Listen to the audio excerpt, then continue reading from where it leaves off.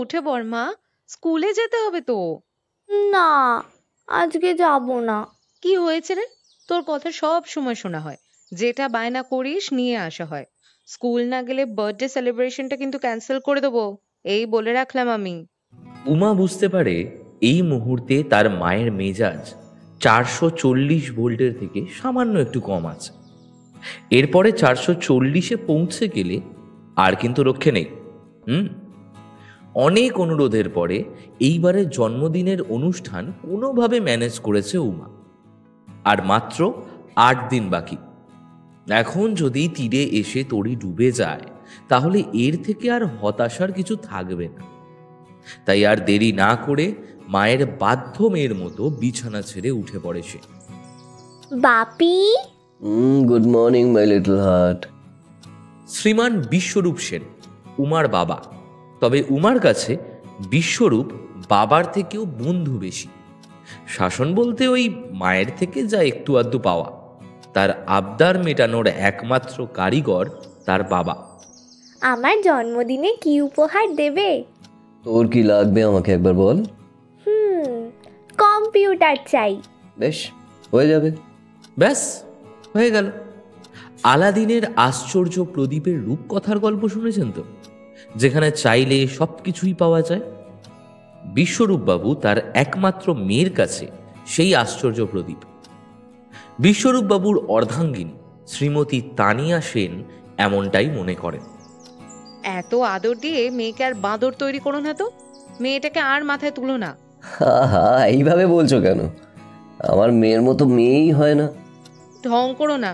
ওনার মেয়ের মতো নাকি মেয়ে নেই, তা বলছি কি, একবার মেয়ের রেজাল্টের দিকে তাকিয়েছো কখনো? দেখো, কেমন রেজাল্ট করলো সেটা বড় ব্যাপার নয়। ও ইঞ্জিনিয়ারিং পড়ুক বা ডাক্তারি পড়ুক, সেসব নিয়ে আমি ভাবি না। আমি শুধু চাই আমার মেয়ে যেন মানুষের মতো মানুষ হয়। সপ্তাহ 2 আগে কি হলো ভুলে গেছো? উমাকে নিয়ে তার বাবা মায়ের মধ্যে যে তর্ক বিতর্ক লেগেছে সেটা মন দিয়ে শুনছিল উমা। তার বাবার মন্তব্য তাকে বেশ উৎসাহিত করে। 2 সপ্তাহ আগে এমন একটা ঘটনা ঘটেছে যা বিশ্বরূপবাবুকে ভীষণ গর্বিত করেছে। উমার ঠাকুরদা ঠাকুমা গ্রামের বাড়িতে থাকে। বিশ্বরূপ কাজের জন্য কলকাতায় থাকার কারণে ওনাদের সঙ্গে প্রতিনিয়ত দেখা হয় না।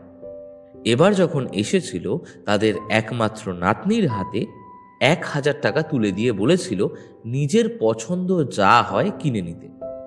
উমা টাকাটা নিয়েছিল, তবে সেটা নিয়ে যা করেছিল তা সত্যি অনবদ্য।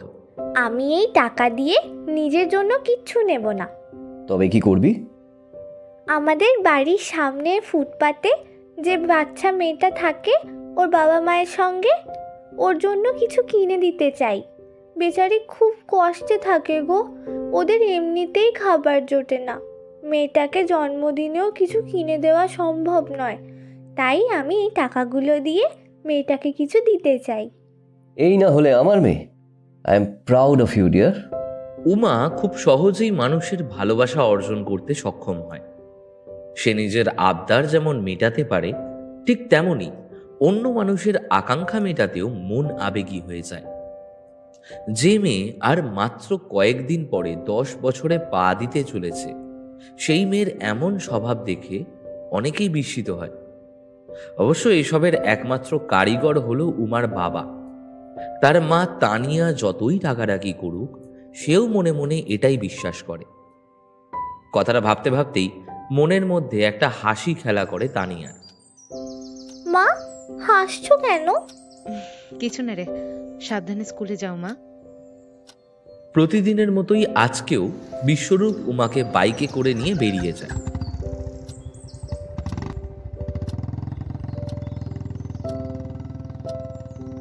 এতক্ষণ হয়তো ভাবতে পারেন যে তানিয়া গৃহবধূ। আগে না, তানিয়া হলো একজন টেক্সটাইল ইঞ্জিনিয়ার।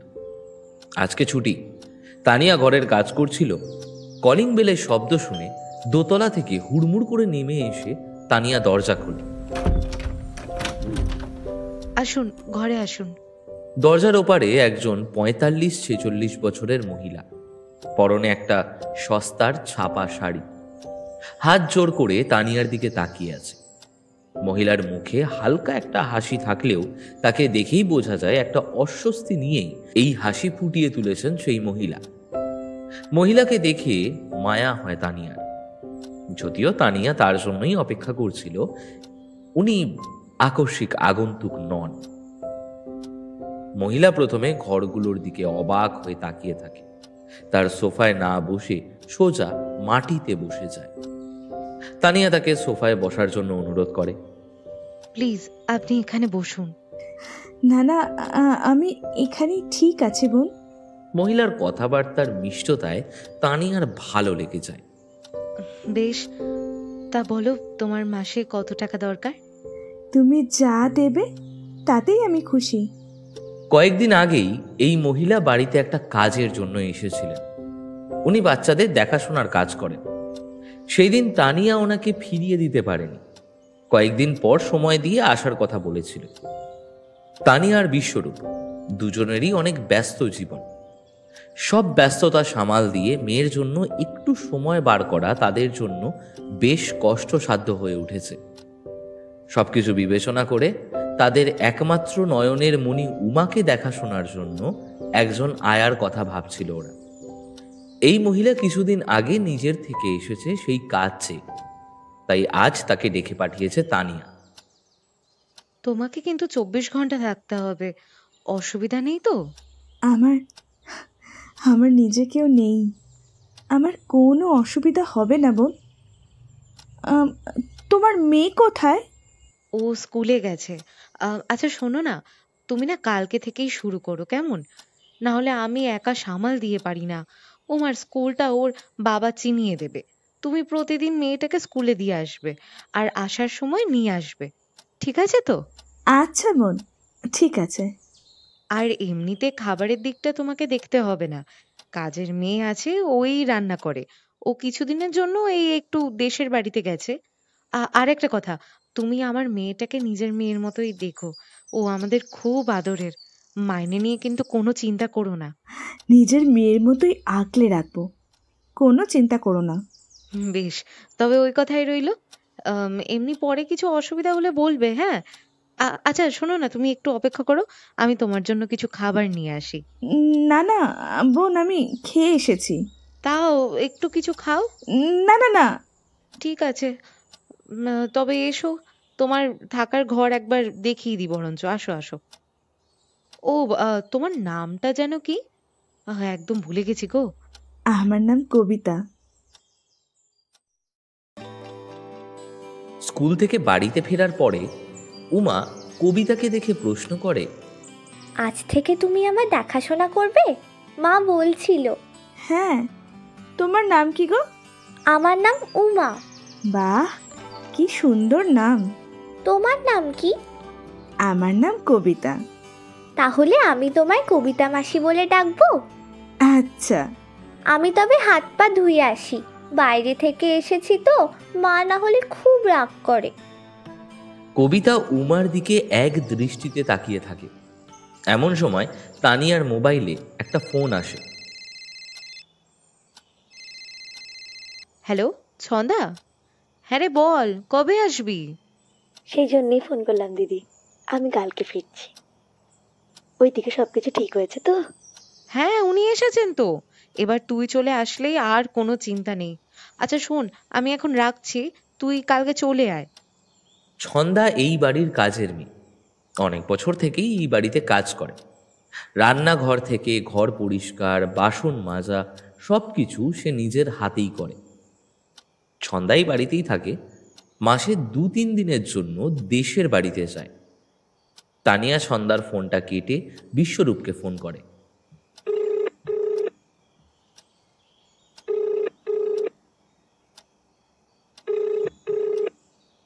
হ্যালো, হ্যাঁ কি হয়েছে বলো। হ্যাঁ ওই মহিলা এসে গেছে। আচ্ছা, তা কেমন বুঝলে? ভালোই তো মনে হলো। আর শোনো না, বলছি যে, উমাকে নিয়ে এসেছো? আরে হ্যাঁ, বলছি শোনো না, কালকে ছন্দা আসছে। আচ্ছা, তাহলে তোমার চাপটা একটু কমবে বলো। কি আর চাপ কমবে, তুমি তো আবার নাগপুরে চলে যাচ্ছ। সে তো মাত্র কিছুদিনের জন্য, কি আর করবো তানি, কোম্পানি যেতে বলছে। সঙ্গে আমার প্রমোশনটাও তো জড়িয়ে আছে, তাও তো আমাদের ম্যানেজার খুব ভালো, তাই মেয়ের জন্মদিনে থাকতে পারবো, না হলে তো কালকেই চলে যেতে হতো। তোমার নাকি এবার প্রমোশন আর আমার ডিমোশন। হ্যাঁ, এইভাবে কেন বলছো তানি, একটু বোঝো। হ্যাঁ, ঠিক আছে, এখন রাখছি তাহলে। 1 সপ্তাহ আগেই এই ট্রান্সফার অর্ডার পায় বিশ্বরূপ। প্রমোশন হবে ঠিকই, কিন্তু এত দূরে পোস্টিংয়ের জন্য তানিয়া খুব একটা খুশি নয়। আসলে বাড়ির অমতে তাকে বিয়ে করেছিল তানিয়া। তানিয়ার বাড়িতে তাদের বিয়ে কোনো দিনই মেনে নেয়নি। সেই থেকে বাপের বাড়ি আর যায় না তানিয়া। এখন তার কাছের মানুষ বলতে বিশ্বরূপ আর তাদের একমাত্র মেয়ে উমা। সেই বিশ্বরূপ তার থেকে দূরে চলে যাবে, সেটা ভেবেই মনটা কেমন ভার হয়ে আছে।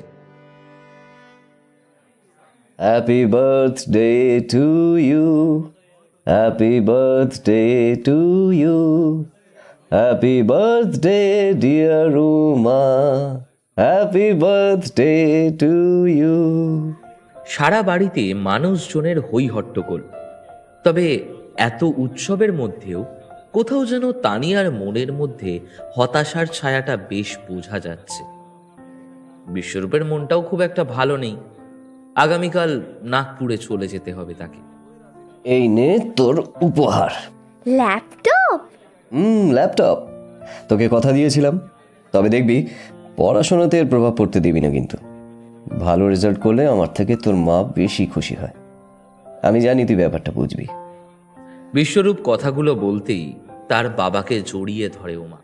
তুমি আবার কবে আসবে বাপি? তোমাকে ছাড়া অনেক বোরিং লাগে আমার। জানি তো, কিন্তু একটু সময় লাগবে যে মা। তবে যখন ফিরে আসবো তখন তোর বাবাকে অফিসের সবাই স্যার বলে ডাকবে। সেটা কি ভালো হবে না বল? তখন আমি অনেক প্রাউড ফিল করব বাপি। একদম আমার মনের মতো কথা, আমার সোনা মেয়ে। কথাটা বলেই মেয়েকে কোলে তুলে নিয়ে তার কপালে একটা চুম্বন করে বিশ্বরূপ। কিছুক্ষণ পরে কবিতা এগিয়ে আসে উমার দিকে। কবিতা মাসি, এসো। আমার দেওয়া উপহার তুমি নেবে? হ্যাঁ, কেন নেব না। কবিতা তার ব্যাগ থেকে একটা হাত ঘড়ি উমার হাতে তুলে দেয়। আমার এই সামর্থ্য, কি করব বলো? আমি তো গরিব মানুষ। উমা হাতে নিয়ে বুঝতে পারে ঘড়িটা বেশ পুরনো, কিন্তু উমার ভারী পছন্দ হয়। থ্যাংক ইউ কবিতা মাসি। সামর্থ্যের থেকেও বড় কথা হলো ভালোবাসা। আপনি যদি ভালোবেসে একটা সুতোও দিতেন, তাও আমার মেয়ে হাসি মুখে গ্রহণ করত। আমরা ওকে এইভাবেই বড় করেছি। আর কি, আমার মেয়েটাকে একটু দেখে রাখবেন, বড় আদরের। আমি কালকে বাইরে চলে যাচ্ছি তো, কবে আসতে পারবো এখনো ঠিক নেই। দাদাবাবু, আপনি কিচ্ছু ভাববেন না। আহা, দাদাবাবু বলবেন না, আপনি আমাকে ভাই বলবেন। ঠিক আছে। দিদি, অনেক রাত হয়েছে, এবার কিছু খেয়ে নেবেন প্লিজ। আসুন, সকাল থেকে আপনি যেভাবে কাজ করছেন, প্রশংসা না করে থাকতে পারছি না। এদিকে সবাই খেতে বসে গেছে, এবার চলুন আপনিও খেয়ে নেবেন। চলুন। উমা। হ্যাঁ বলো বাপি। তুই কবিতা মাসিকে নিচের ঘরে নিয়ে যা। যা। আচ্ছা, চলো কবিতা মাসি।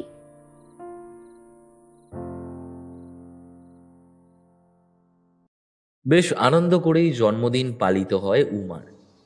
পরদিন সকালে বিশ্বরূপ নাগপুর যাওয়ার জন্য প্রস্তুতি নেয়। তানি, কই তাড়াতাড়ি, সময় হয়ে যাচ্ছে।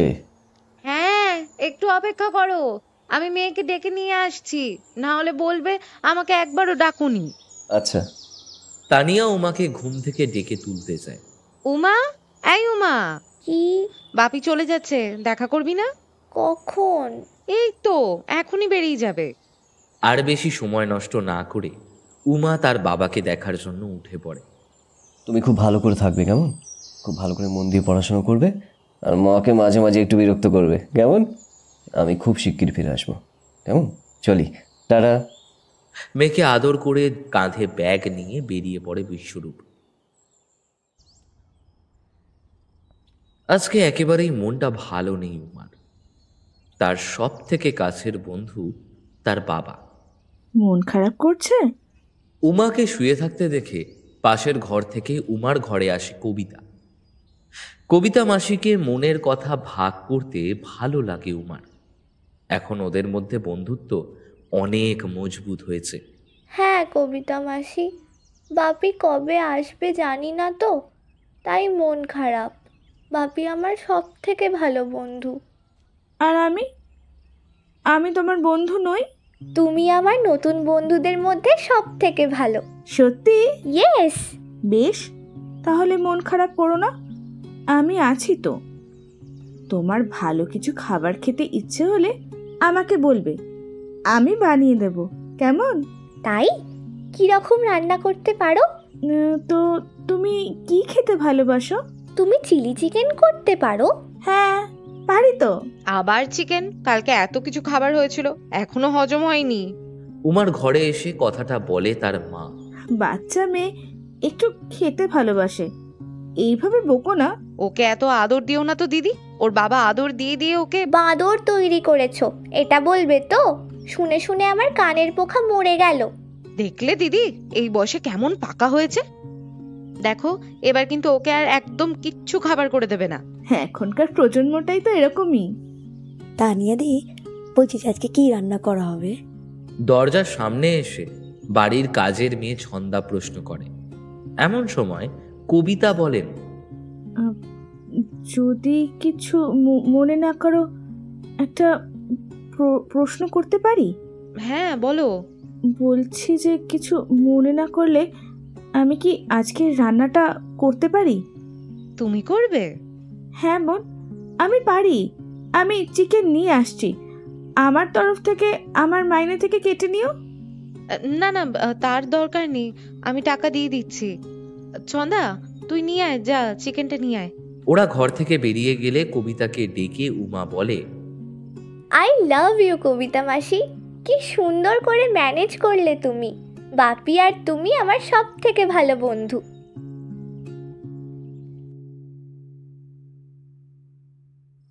কয়েক মাসের মধ্যেই বাড়িতে একটা বিশ্বাসের জায়গা তৈরি করে নিয়েছে কবিতা। বাবার অবর্তমানে কবিতা মাসিকে বন্ধু হিসেবে পেয়ে তার মনের কষ্ট একটু হলেও কমেছে। ধীরে ধীরে কবিতার সাথে উমার বন্ধুত্ব আরো অনেক পরিণত হয়ে উঠেছে। বাপি বাইরে চলে গেছে 1 মাস হয়ে গেল। তুমি যদি না থাকতে তাহলে আমি কিভাবে থাকতাম জানি না। তুমি আমার জন্য গড গিফটেড। কবিতা মাসি, একটা প্রমিস করবে? বলো। তুমি এই বাড়ি ছেড়ে কোনো দিনও চলে যাবে না তো? যদি চলে যাই? আমিও তোমার সাথে চলে যাব। এইভাবে বলিস না। আচ্ছা, ওই যে দেখতে পাচ্ছিস? কি গো? ওই যে জোনাকি পোকা। আমি যদি হারিয়ে যাই, ওই জোনাকি পোকা তোকে সব সময় আমার কথা মনে করিয়ে দেবে, কেমন? এমন কেন বলছো মাসি? তানিয়া পাশের ঘর থেকে ওদের কথা বেশ ভালো মতোই শুনতে পায়। ইদানিং কবিতার ব্যবহারে কেমন সন্দেহ বাসা বাঁধছে তানিয়ার মনে। কেমন ভাষা ভাষা কথাবার্তা বলছে আজকাল যেন। বিশ্বরূপকে একবার ফোন করে জানানো দরকার। তানিয়া বিশ্বরূপকে কল করে।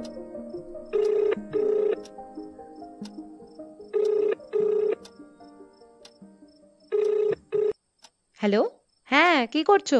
কি ব্যাপার, এত রাতে কি মনে করে? ফোন করলাম এই একটা কথা বলতে। কিছুদিন হলো কবিতা দিকে আমার আমার না ঠিক ঠিক মনে হচ্ছে না। ইদানিং ওর ব্যবহারটা কেমন যেন লাগে আমার। কেন? আরে মেয়ে কবিতা দিকে একটু আগেই বলছিল তুমি আমার সাথে সব সময় থাকবে, কোথাও যাবে না। তখন উনি বলল চলে গেলে কি হবে। শুনে মেয়ে কি বলছে জানো? কি বলেছে? ওনাকে কবিতা দির সাথে চলে যাবে। আর তুমি মজা পেয়েছো নাকি? হাসছো কেন? আরে বাবা, একটা বাচ্চা মেয়ের কথা এভাবে কেউ ধরে? না গো, মায়ের মন, ভয় তো লাগেই। এখন মেয়ের ঘরে কবিতা শোয়, ওর সঙ্গে সময় কাটায়, আমিও তো কাজে ব্যস্ত থাকি, তার মধ্যে তুমিও ফিরে আসছো না। তুমিও তো চিন্তা করো না তানি। আমি কবিতাদির সাথে কথা বলে যা বুঝেছি, উনি সেরকম কিছু নন যা তুমি ভাবছো। শোনো, তুমি বেশি চিন্তা করো না, তোমার শরীর খারাপ করবে। কথাগুলো শুনে তানিয়ার মনের মধ্যে থাকা সংশয় কিছুটা দূর হয়, কিন্তু সন্দেহটা পরদিনই এমন বিষাক্ত হয়ে ফিরবে সেই ব্যাপারে তানিয়া নিজেও ভাবতে পারেনি। পরদিন ঘটে যায় একটি অপ্রত্যাশিত ঘটনা। উমা, এই উমা, উমা, কি রে, কথা বলছিস না কেন? হ্যাঁ উমা, কথা বল না। এই উমা, এই দেখ, আমি কবিতা মাসি। উমা, গল্প করবি না আমার সাথে? কি রে? উমার হাত পা শিথিল হয়ে যায়, ঘুম ভাঙে না। পাশের ঘর থেকে ছুটে আসে তানিয়া।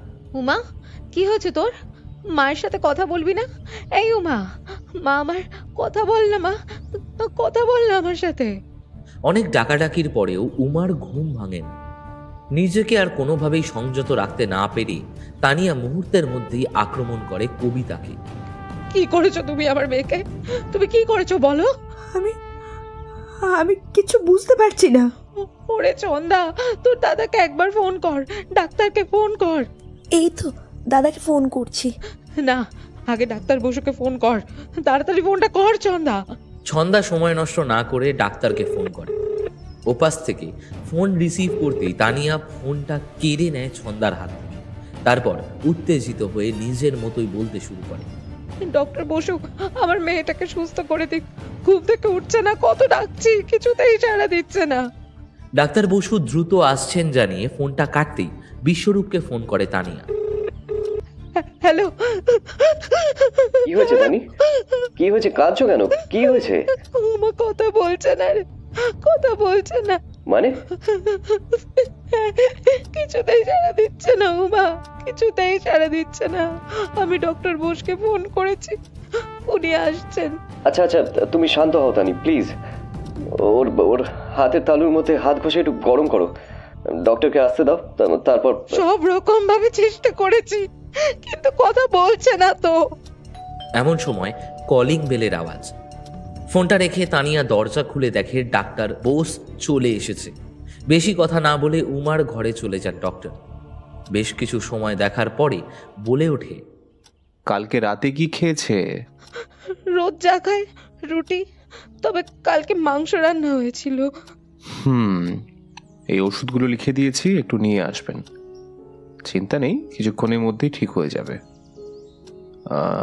আপনারা দুজন একটু বাইরে যাবেন প্লিজ।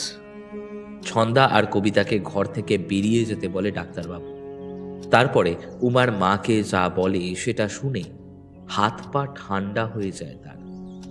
দেখো তানিয়া, ওকে একটু সাবধানে রাখবে। এমনিতে এত বড় অপারেশন হয়ে আছে ওর। কি হয়েছে ওর? আমি যেটা সন্দেহ করছি, ওর খাবারের সাথে ঘুমের ওষুধ মেশানো হয়েছিল। একটা রিপোর্ট করতে দিচ্ছি, সেটা আসলে আরো ভালো করে বোঝা যাবে। হোয়াট? হ্যাঁ তানিয়া, এখন থেকে সাবধানে থাকো। এমনিতে বিশ্বরূপও এখন নেই এখানে। তানিয়ার মনের মধ্যে ভয় ঢুকে যায়। ডাক্তার ওষুধ দেওয়ার পরে তানিয়াকে আবার সাবধান করে চলে যায়। কিছুক্ষণ পর উমার জ্ঞান ফিরে আসে। আমার কি হয়েছিল গো মা? সেরকম কিছু হয়নি বেটা, ডাক্তার কাকু এসে ওষুধ দিয়ে গেছে, তুমি রেস্ট নাও, আবার ঠিক লাগবে। সুজিত আঙ্কেল এসেছিল? হ্যাঁ সোনা। আমার সাথে দেখা না করেই চলে গেল? আঙ্কেলের কাজ আছে তো, আর তুমি তো ঘুমিয়েছিলে মা, কত ডাকছিলাম, তুমি তো উঠছিলে না, বলো তোমার ঘুম ভাঙছিল না তো, তাই তো ডাক্তার কাকু এসেছিল। আচ্ছা, এবার আমাকে বলো তো, তুমি কালকে রাতে আর কিছু খেয়েছিলে? না তো। কবিতার সামনেই তানিয়া উমাকে প্রশ্ন করে। কবিতা মাথা নিচু করে কথাগুলো শোনে। এমন সময় বিশ্বরূপ ফোন করে। হ্যালো। হ্যাঁ, সুজিতদা এসেছে? এসেছিল, একটু আগেই চলে গেল। মানে চলে গেছে কেন? উমা কেমন আছে? উমার জ্ঞান ফিরেছে তাই। উফ, যাই হোক, সুজিতা কি বললো? তোমার সাথে কয়েকটি কথা আছে, একটু ফোনটা ধরো। তানিয়া ফোনে কথা বলতে বলতেই বারান্দায় চলে যায়। কবিতার সামনে কিচ্ছু বলতে চায় না সে। আমাকে বললো ঘুমের ঔষধের জন্য নাকি এটা হয়েছে। কি? ওখানে ঘুমের ওষুধ কি করে এলো? বাড়িতে তো কারণ নেই। আমার তো এটাই প্রশ্ন। তোমার সুজিত দা আমাকে আলাদা করে বলল, আমাকে নয় বিশ্বাস করো না, তাকে তো বিশ্বাস করবে। আমি কালকে থেকে সন্দেহ করেছি এই কবিতার ব্যাপারে। ওকে আমি ভালোই ভেবেছিলাম, এখন বুঝতে পারছি ও সুবিধার নয়, না হলে নিজের থেকে কেউ কাজের সন্ধান করতে বাড়িতে চলে আসে? আমার প্রথমেই বোঝা উচিত ছিল, খাল কেটে কুমির ঢুকিয়েছে আমি। ও যখন প্রথম দিন কাজ চাইতে এসেছিল তখন আমাকে বলেছিল বাচ্চাদের দেখাশোনার কাজ করে। ও বাড়িতে আসার আগে জানলো কি করে যে আমাদের একটা মেয়ে আছে? নিশ্চয়ই আগের থেকে ফলো করতো। না না না না, ওকে তাড়িয়ে দিতে হবে, না হলে বিপদ হয়ে যাবে একেবারে। তুমিও তো এই সময় এখানে নেই। শোনো শোনো, এত তাড়াতাড়ি কোনো সিদ্ধান্ত নেবে না, একটু ধৈর্য ধরো। এখন এত ভাবার সময় নেই, এরপরে মেয়ের কিছু হলে তখন কি হবে? না না, প্লিজ প্লিজ শোনো একটু, এখনই এসব করো না। তুমি একটা কাজ করো, ওনাকে রাতে অন্য ঘরে শুতে বলো। আচ্ছা ঠিক আছে। কবিতার প্রতি সন্দেহটা আর শুধুমাত্র তানিয়ার মধ্যে থেমে থাকে না, এবার সন্দেহটা বিশ্বরূপের মনের মধ্যেও বাসা বেঁধেছে। সেদিন রাতে ডিনারের পরে কবিতার সাথে বেশ কড়া ভাষাতেই কথা বলে তানিয়া। এই যে শোনো, এখন থেকে তোমাকে আর উমার সাথে ঘুমাতে হবে না, তুমি নিচের ঘরে শোবে ছন্দার সাথে। ঠিক আছে বোন। কবিতা হাসি মুখে সম্মতি জানায়, কিন্তু ঘর থেকে বালিশ আনতে গেলে উমা কবিতাকে আটকে দেয়। তুমি কোথায় যাবে মাসি? নিচের ঘরে যাবো রে মা। কেন? আমার এই ঘরে ঘুম হয় না রে মা, তাই যাব। তাহলে আমিও তোমার সাথে নিচের ঘরে শুতে যাব। উমা, কি হচ্ছেটা কি? কবিতা বেশ বুদ্ধিমতী মহিলা, সে চুপচাপ ঘরের থেকে বেরিয়ে যায়। আমি আজকে এই ঘরেই থাকবো। না, নিজের ঘরে চলে যাও, তুমি খুব খারাপ। যার জন্য করি সেই চোর বলে, একদিন বুঝতে পারবি আমার মূল্য কতটা। তানিয়া অভিমান করে নিজের ঘরে চলে যায়। সন্দেহ বড়ই অদ্ভুত জিনিস, একবার সন্দেহ তৈরি হলে তা আর পিছু ছাড়তে পারে না। তানিয়ার গলায় যে সন্দেহের কাঁটা আটকে আছে, সেই সূত্রে তানিয়া অনেক আগে থেকেই উমার ঘরটা তার নজরে রাখে। বেশ কিছুক্ষণ পরে কবিতা ছন্দার ঘরের থেকে বেরিয়ে এসে উমার ঘরের সামনে এসে উমার ঘরের দরজাতে কড়া নাড়তে থাকে। উমা দরজা খুলে ওর সঙ্গে কিছুক্ষণ কথা বলে, তারপর কবিতা বেশিক্ষণ সেই ঘরে থাকে না। পরদিন সকালে তানিয়া তার একজন সিআইডি অফিসার বন্ধুকে ফোন করে। হ্যালো দীপক। আরে তানিয়া, এতদিন পরে ফোন করলি, সব ভালো তো? আরে একটা বিপদে পড়েছি রে ভাই। সে কি? কি হয়েছে? কিছু হয়নি, তবে হতে পারতো। মানে? আর বলিস না, তুই তো জানিস না আমার বরকে নাগপুরে বদলি করে দিয়েছে। আমিও তো কাজ করি, তাই উমার জন্য একটা দেখাশোনার লোক রেখেছি আর কি। এই 1 মাস হলো। তো কি হয়েছে অ্যাকচুয়ালি? ব্যাপারটা হচ্ছে, আমার মনে হয় উনি কোনোভাবে আমার মেয়েকে বশ করেছে।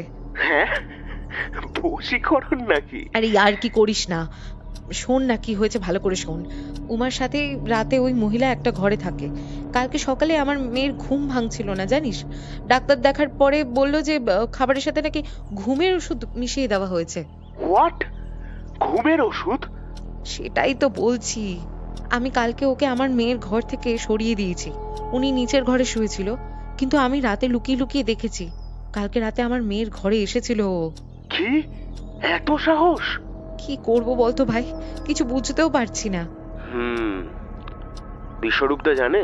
এই মহিলার ওপরে যে আমার সন্দেহ হয়েছে সেটা জানে, কিন্তু কালকে রাতের ঘটনাটা না জানে না। ভেবেছিলাম বের করে দেবো, কিন্তু বিশ্বরূপ আবার বারণ করেছে এখনই কিছু করতে। এই, তুই আজকের নিউজটা দেখেছিস? কি খবর রে? আরে ওই তো, শহরে নাকি একটা গ্যাং এসেছে।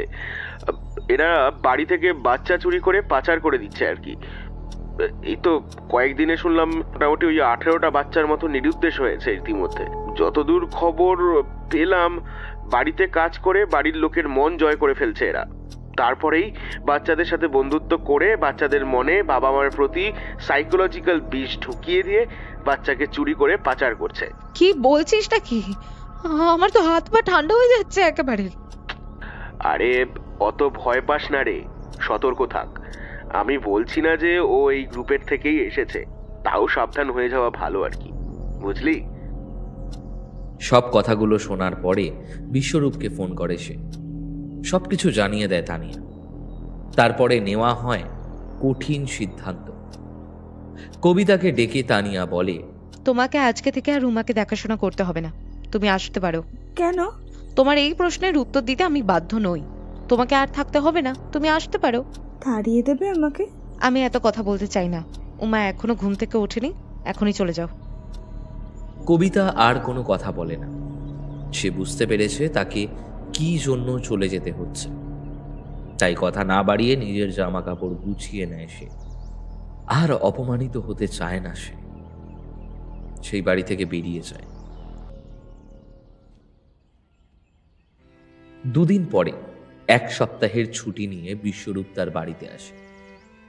কিন্তু এই দুদিনে কবিতাকে দেখতে না পেয়ে উমার শরীর অসুস্থ হয়ে যায়।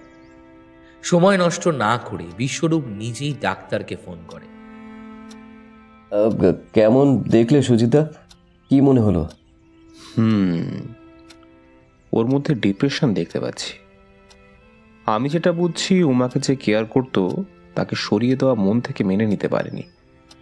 এটাতে অবশ্য তোমাদের একটু দোষ আছে। তোমাদের মেয়ে তোমাদের থেকে একটু সময় পায় না। শুধু ভালোবেসে দুটো দামি উপহার যথেষ্ট নয়।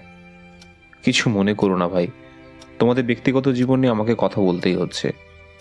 তোমাদের দুজনকেই বলবো, ওকে এখন থেকে একটু সময় দাও, না হলে এটা কোথায় গিয়ে থামবে কেউ বলতে পারে না। এইসব ঠিক করার উপায় কি? ওই যে বললাম, ওকে সময় দিতে হবে। যেটা তোমাদের থেকে চায়, কিছু স্যাক্রিফাইস তো করতেই হবে। আমি জানি না ওই মহিলা কি উদ্দেশ্য নিয়ে এসেছিলেন, তা আমি বলতে পারবো না। তবে তোমাদের শুনতে খারাপ লাগলো এটা সত্যি যে উমা যেটা চায় সেটাই মহিলা ওকে দিয়েছে, তোমরা সেটা পারোনি। ওই মহিলার কথা আর না বলাই ভালো। যাই হোক, উমা বাচ্চা মানুষ। যদি উনি কোনো খারাপ উদ্দেশ্য নিয়ে এখানে এসেও থাকেন, ওনার ভালোবাসার অভিনয় উমা ধরতে পারেনি। কিন্তু একবার ভেবে দেখো, একজন মানুষ ভালোবাসার অভিনয় করে যদি একটা শিশুকে ভালো রাখতে পারে, তাহলে তোমরা কি করতে পারবে? ও তো তোমাদেরই সন্তান। সবকিছু ওষুধ দিয়ে ঠিক করা যায় না। ওর এই অসুখটা মনের অসুখ। এটা তুমি একেবারেই ভুল বলনি। চেষ্টা করো ওকে সময় দেওয়ার। উমা এটাই চায়। তারপরও যদি স্বাভাবিক না করা যায়, তাহলে আমার পরিচিত একজন ভালো সাইকিয়াট্রিস্ট আছেন, আমি যোগাযোগ করিয়ে দেব। ঈশ্বরের ইচ্ছাতে ওকে এত বড় একটা ঝুঁকিপূর্ণ অপারেশন করে আবার তোমাদের কাছে ফিরিয়ে দিতে পেরেছি। আমি চাই না যে আবার নতুন করে কোনো সমস্যায় পড়ুক। ডাক্তার সুজিত বোসের কথাগুলো অপ্রিয় হলেও সত্যি। ডাক্তার চলে যাওয়ার পর ওরা ঘরে বসে ভাবতে থাকে ওনার কথাগুলো। শোনো, বলো। একটা কথা বলবো? সিগারেটটা ফেলে তারপর কথা বলো। আমি তোমাকে আগে কতবার বলেছি আমার কাছে সিগারেট খাবে না। সরি, আমি ছেড়ে দেওয়ারই চেষ্টা করছি। নাও, ফেলে দিলাম। এবার শোনো। বলো। আমি আর বাইরে যাব না। তাহলে কি করবে? অফিসে গিয়ে বলবো আমাকে এখানে নিয়ে আসুন। দরকার নেই এমন কোনো প্রমোশনের আমার। যেখানে পরিবারের মানুষগুলোকে ভালো রাখতে পারি না, সেখানে এই বিলাসবহুল জীবন আমার চাই না। বস যদি বেশি কথা শোনায়, এই কাজ আমি ছেড়ে দেব। কিন্তু আমার মেয়েকে যদি ভালো রাখতে না পারলাম, তাহলে আর কি হবে? নিজেকে মেয়ের ফেলিওর পাপি বানাতে আমি পারবো না। যা করবে ভেবে চিন্তে করো। তোমার ক্যারিয়ার নিয়ে আমি কিছু বলবো না। মেয়ের প্রত্যেকটা আবদার পূরণ করার পরেও আজ নিজেই নিজের বিবেকের কাছে অপরাধী বোধ করছে বিশ্বরূপ। সে এতদিন মেয়েকে অনেক দামি উপহার দিয়েছে, শুধু দিতে পারেনি একটু সময়। মেয়ের এমন অবস্থার জন্য একমাত্র নিজেকে দায়ী করে সে। উমা, এখন শরীর কেমন লাগছে? খুব দুর্বল লাগছে বাপি। তাহলে তো একটু কিছু খেতে হবে মা। না, খেতে ইচ্ছা করছে না। একটা ভালো খবর আছে জানো? কি? আমি আর নাগপুরে ফিরবো না, এখানেই থাকবো। সত্যি? হ্যাঁ তো। এবার কি খেতে ইচ্ছা করছে বল, আমি নিজের হাতে করে নিয়ে আসবো। বল। মাসির হাতে চিলি চিকেন। মাসি তো এখন এখানে নেই। কোথায় গেছে? মাসি গ্রামে গেছে। আমার সাথে কথা হয়েছে, আমাকে বলে দিয়েছে উমা কিছু খেতে না চাইলে ফিরে আসবে না। আমি তো বলে দিয়েছি, কিচ্ছু খাচ্ছে না। কি বললো জানিস? কি বলেছে? বলল তুই সুস্থ হলে তবেই আসবে, কিন্তু সুস্থ হওয়ার জন্য তো তোকে খেতে হবে, না হলে যে শরীরে জোর পাবি না। আমি সুস্থ হয়ে গেলে কবিতা মাসি ফিরে আসবে তো বাপি? আর কোনোদিন ওই মহিলাকে এখানে নিয়ে আসতে পারবে কিনা সে ব্যাপারে বিশ্বরূপের মনে একটা ধোঁয়াশা থেকে যায়। এমন সন্দেহজনক মানুষকে নিয়ে আসার মতো দুঃসাহস সে কি দেখাতে পারবে কি না কে জানে। ভাবনা চিন্তা না করেই কথা দিয়ে দিয়েছে বিশ্বরূপ, কিন্তু উমা যখন সুস্থ হয়ে যাবে তখনও যদি তার কবিতা মাসিকে দেখতে না পায় কি হবে তখন? কি করে এই ছোট্ট কোমল হৃদয়টাকে সামলে রাখবে তাই ভেবে ওর মনটা দিশেহারা হয়ে ওঠে।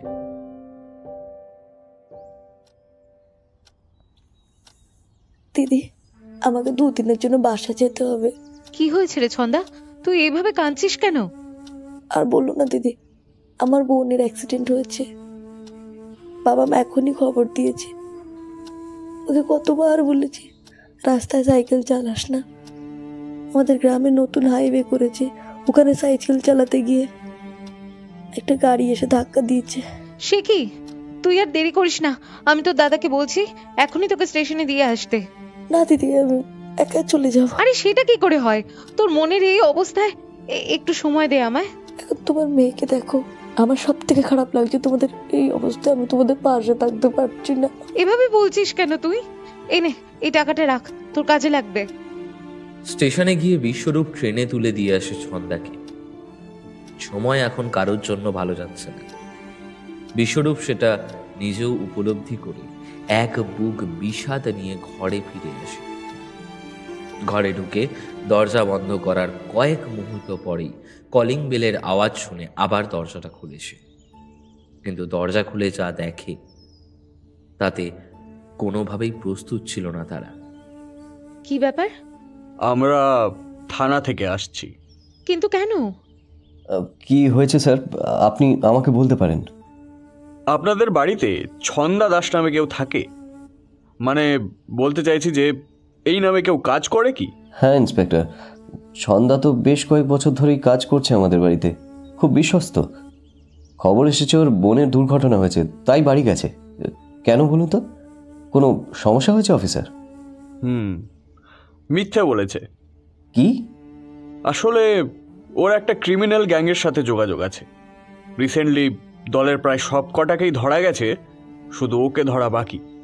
ও সংকেত পেয়েই হয়তো পালিয়েছে। কোন দলের সাথে যোগ? শিশু পাচার। কিছুদিন আগে হয়তো নিউজে ঘটনাটা দেখে থাকবেন। ও নিজেও এর সঙ্গে জড়িত। কিন্তু অফিসার, ও তো এত বছর ধরে এখানে। ছদ্মবেশ বলতে পারেন, তবে ও একা নয়। বাকি যে কেসগুলো হয়েছে তারাও একইভাবে শেল্টার নিয়ে কাজে ঢুকেছিল। যাই হোক, সাবধানে থাকবেন। আমার বিশ্বাস ও আর এই মুখো হবে না। তবে কোনো খোঁজ পেলে ইমিডিয়েটলি আমাদের ইনফর্ম করবেন। আসি। তানিয়া বুঝতে পারে তার মেয়েকে ঘুমের ওষুধ ছন্দা দিয়েছিল। এতদিন এই বাড়িতে ভালো মানুষের অভিনয় করে গেছে শুধু। কবিতাকে তাদের সামনে খারাপ এবং অপরাধী বানিয়েছে। তার হয়তো পরিকল্পনাও ছিল উমাকে অপহরণ করে পাচার করার। হয়তো কবিতার জন্য সেটা সম্ভব হয়নি। তানিয়া সবকিছু উপলব্ধি করে এবং মন থেকে ভেঙে পড়ে। বেচারি কবিতাকে শুধুমাত্র সন্দেহের বশে তাড়িয়ে দিল।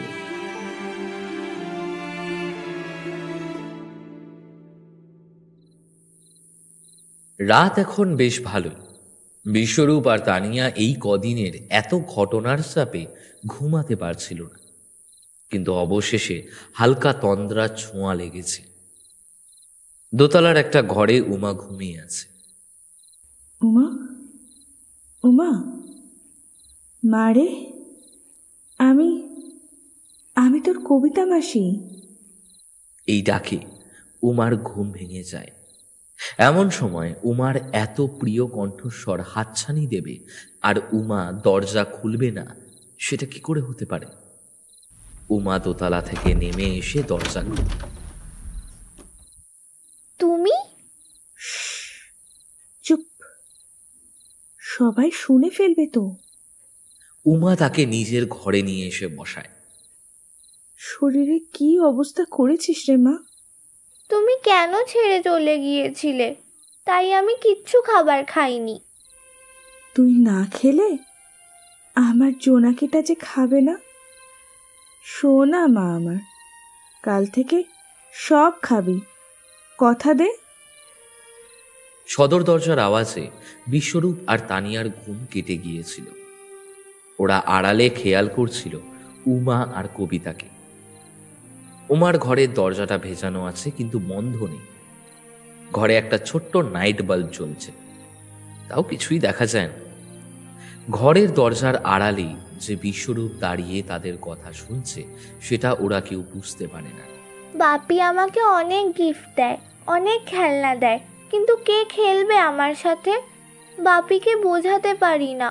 তুমি জানো, বাপি সব সময় কাজ নিয়ে থাকে, আমার সাথে খেলে না। আর মা সব সময় বকা দেয়। শুধু তুমি আমাকে বুঝতে পারো। তুমি আমার কাছে থাকবে তো? ওরা ওরা যে আমায় থাকতে দেবে না মা। তুমি এখানেই থাকবে। আমার কথা বাপি শোনে। কতদিন তোমাকে দেখিনি, আমার কত মন খারাপ হয় জানো? কবিতা উমার মাথায় হাত বুলিয়ে দেয়। অনেক বছর পরে কেউ মাথায় হাত চাপড়ে ঘুম পাড়িয়ে দিলে যেমন অনুভূতি হয়, এর ঠিক তেমন অনুভূতি। গভীর তন্দ্রায় ভার হয়ে আসে উমার দুটি কোমল নয়ন। গভীর নিদ্রায় গা ভাসিয়ে দেয় উমা। মা রে, জোনাকি মা, মা আমার কেমন আছিস রে? ঘুমন্ত উমার বুকের বাম পাশে মাথা রাখে সেই রহস্যময়। বুকের খাঁচায় থাকা হৃদযন্ত্রের প্রত্যেকটি স্পন্দন যেন তাকে বলে উঠছে, তোমার জোনাকি ভালো আছে মা, অনেক যত্নে আছে। বিশ্বরূপ বাইরে থেকে সবকিছু শুনে অবাক হয়ে যায়। তানিয়ার শরীর স্থির হয়ে যায়। বিশ্বরূপ আর তানিয়ার চোখ থেকে অশ্রুধারা নেমে আসে।